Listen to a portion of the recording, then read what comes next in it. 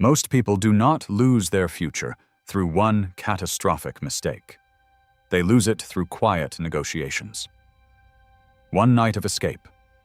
One promise delayed because they do not feel ready. One distraction because the work feels too slow. One opinion that makes them question a direction they once believed in.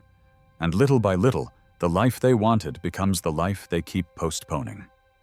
Not because they are lazy, not because they lack ambition, but because comfort learns how to speak in their voice. It tells them to wait until they feel motivated, to announce the plan before they have built it, to call avoidance self-care, to call distraction rest, to call fear being realistic. And every time they listen, their future is negotiated away by the version of them that wants relief today. Machiavelli understood that people rarely lose power all at once. They lose it when small comforts, small fears, and small dependencies begin making decisions that should belong to their highest purpose. So this is not a video about ignoring toxic people. It is about something more dangerous. The hidden habits that make you easy to distract, easy to delay, and easy to pull away from the life you know you are capable of building. Stay until the end. Because the final rule is the one most people never cease. Discipline may not be collapsing because you lack willpower. It may be collapsing because of the way you have been living.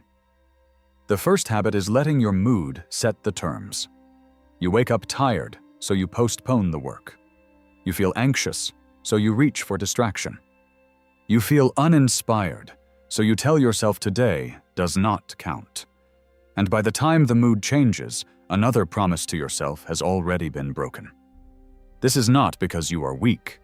It is because you have trained yourself to believe that every feeling deserves a vote. It does not. Your mood is real. It deserves attention. But it is not qualified to run your life. Some days your mind will feel heavy. Some days you will doubt the plan. Some days the work will feel pointless because no one can see what you are building yet. That is not always a sign to stop. Sometimes it is simply the cost of building something before it becomes visible. The people who change their lives are not the people who never feel tired, uncertain, or discouraged. They are the people who stop turning temporary emotions into permanent decisions. So create one action that happens even on your worst days.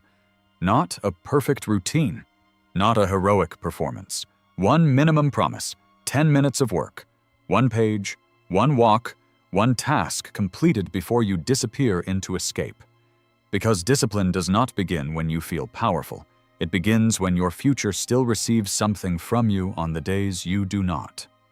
And once your mood learns it can cancel your promises, it will not stop at one day.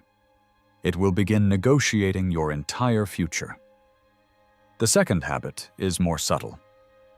You announce the life you have not built yet. You tell people about the business before it exists. The body before you have trained for it. The discipline before it has survived a difficult week. The future before you have paid the price for it in private. And for a moment, it feels good. People are impressed. They encourage you. They tell you that you have potential. But your mind has already received part of the reward for work you have not done. That is the trap. You mistake being seen for becoming real. Machiavelli understood that power is built before it is recognized. A strategist does not need the room to applaud the plan while it is still fragile. He protects it from noise, from doubt, from comparison, from the temptation to perform progress instead of making it. Not everything needs to be secret, but the work that matters most needs time away from other people's opinions. Because every opinion invites adjustment. Every compliment invites complacency. Every doubt invites explanation. And soon, you are no longer building the future. You are managing how the future looks from the outside. Keep one important goal private for the next 30 days. No announcement, no performance, no need to be believed, just evidence.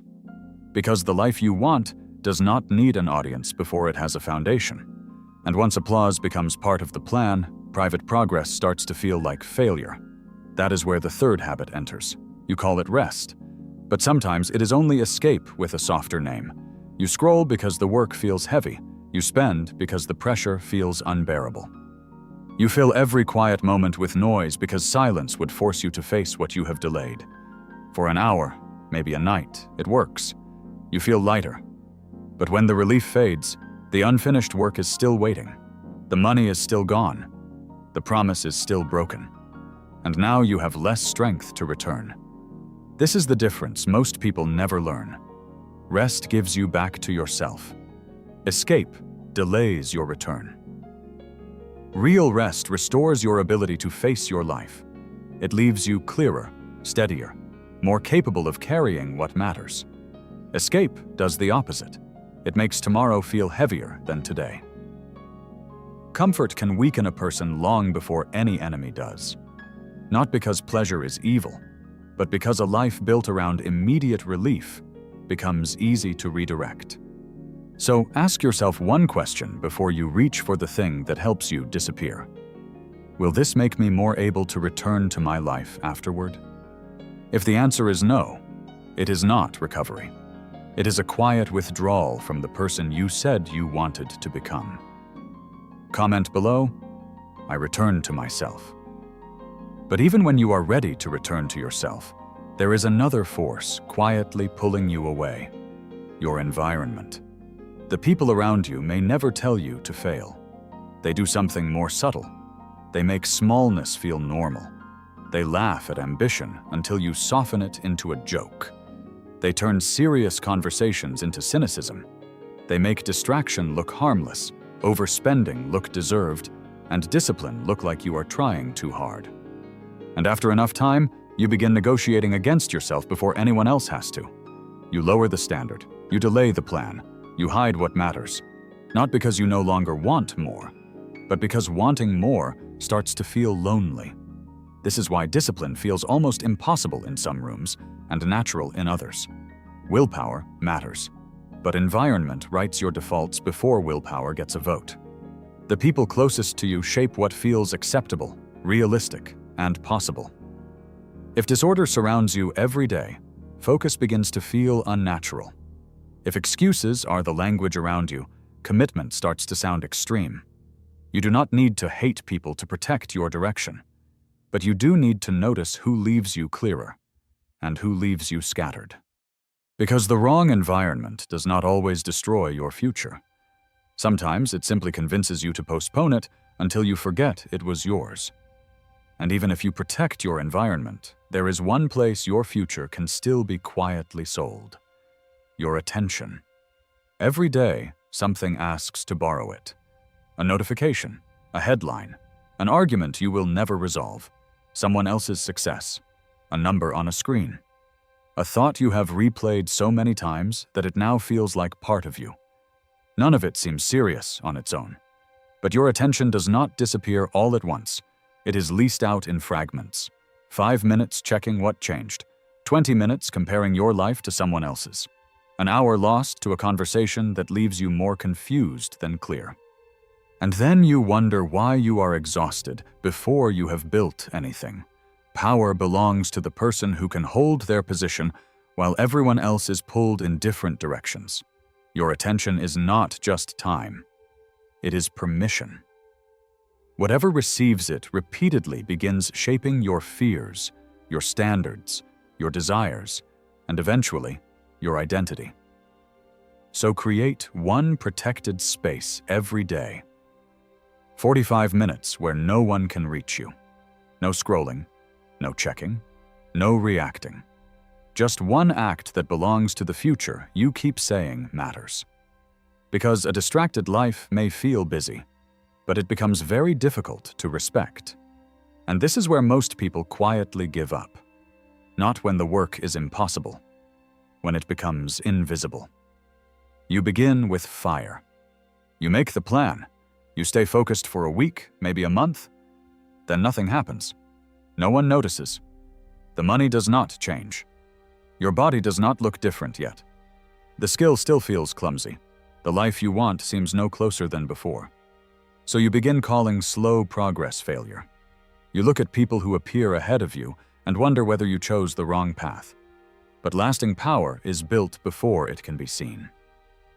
The long game is difficult because it asks you to remain loyal to evidence that has not arrived yet. This is where most people betray themselves. They stop not because the path is wrong. They stop because the path has not praised them quickly enough. Track what is real. The pages written. The hours protected. The workouts completed. The money not wasted. The promises kept when no one was watching. Your emotions will tell you that nothing is changing. Your record will tell you whether that is true. And one day, the results will look sudden to people who never saw the private season that made them inevitable. If you have ever nearly quit because progress was too quiet, comment, "I stay with the work." But there is one final reason people abandon the long game. They have no standard when no one is watching. They work hard when someone might notice. They stay disciplined when progress is visible. They protect their image in public, then betray their own standards in private. And eventually, their confidence becomes dependent on being seen. A compliment makes them feel capable. A setback makes them feel exposed. A quiet season makes them wonder whether they matter at all. That is a fragile way to build a life. Because applause is unstable. People change their minds. Attention moves on. Even success can become quiet for a while. Reputation begins long before the room recognizes it. It is built in the decisions no one applauds, the promise you keep when no one will know, the temptation you refuse when no one would blame you, the work you return to when there is no proof it will pay off. Build a private standard. How you work when nobody is impressed. How you spend when nobody is watching. How you recover without disappearing from your life. Because self-respect is not the feeling you get when people admire you. It is the evidence you carry when they do not. And when your standard survives the quiet, your future no longer needs permission to exist. You do not need a louder life. You do not need to become colder, harder, or unreachable to everything that matters. You need to become someone whose future is no longer negotiated away by a temporary mood, applause, comfort, a distracted mind, or a room that benefits from keeping you small. That is the battle. Not against the world, not against other people, against every version of self-betrayal that asks you to delay what you already know matters. The work you avoid, the promise you keep moving, the plan you keep announcing instead of building, the escape you keep calling rest, the attention you keep giving away, the standard you abandon when no one is there to praise you. None of those choices looks powerful in the moment, but together they decide whether your life belongs to your direction or to whatever pulls on you today. Machiavelli understood that power is not only the ability to act when conditions are perfect, it is the ability to remain loyal to a direction when comfort, doubt, noise, and silence ask you to abandon it. So build quietly. Protect your attention. Let your standards survive the days no one sees. One day, people may call your progress sudden. They will not see the private decisions that made it inevitable. But you will, and that is enough. Comment below. I do not negotiate my future.